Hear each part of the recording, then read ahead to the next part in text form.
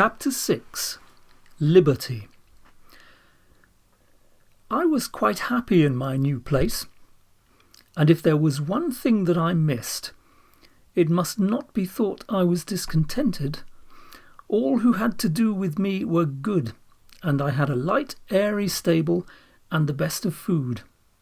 What more could I want? Why, liberty! For 3 years and a half of my life I had had all the liberty I could wish for. But now, week after week, month after month, and no doubt year after year, I must stand up in a stable night and day, except when I am wanted, and then I must be just as steady and quiet as any old horse who has worked 20 years.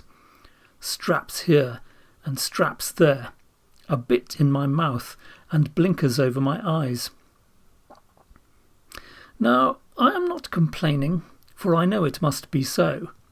I only mean to say that for a young horse full of strength and spirits, who has been used to some large field or plain, where he can fling up his head and toss up his tail and gallop away at full speed, then round and back again with a snort to his companions, I say it is hard never to have a bit more liberty to do as you like.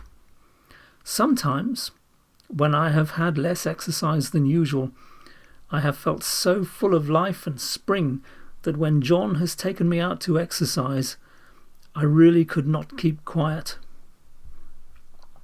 Do what I would, it seemed as if I must jump or dance or prance, and many a good shake I know I must have given him, especially at the first, but he was always good and patient. "Steady, steady, my boy," he would say. "Wait a bit, and we'll have a good swing, and soon get the tickle out of your feet." Then as soon as we were out of the village he would give me a few miles at a spanking trot, and then bring me back as fresh as before, only clear of the fidgets, as he called them. Spirited horses, when not enough exercised, are often called skittish, when it is only play and some grooms will punish them. But our John did not. He knew it was only high spirits. Still, he had his own ways of making me understand by the tone of his voice or the touch of the rein.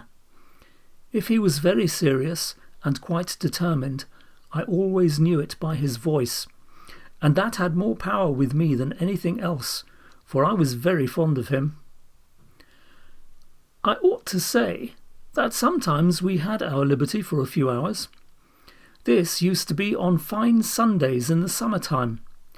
The carriage never went out on Sundays because the church was not far off. It was a great treat to us to be turned out into the home paddock or the old orchard. The grass was so cool and soft to our feet, the air so sweet, and the freedom to do as we liked was so pleasant. To gallop, to lie down, and roll over on our backs, or to nibble the sweet grass. Then it was a very good time for talking, as we stood together under the shade of the large chestnut tree.